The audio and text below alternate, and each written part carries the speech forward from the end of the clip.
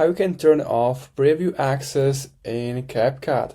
So it's pretty simple. Preview access is this yellow line, and when you move your mouse, it's gonna preview the video.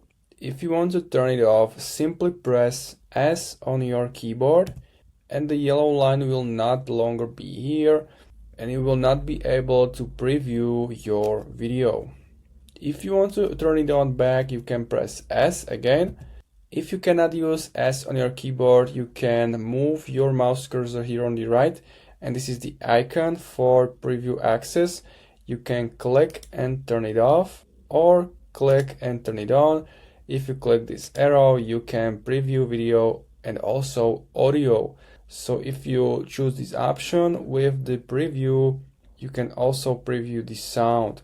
So that's how you can do it. If you have any questions, leave a comment and see you next time.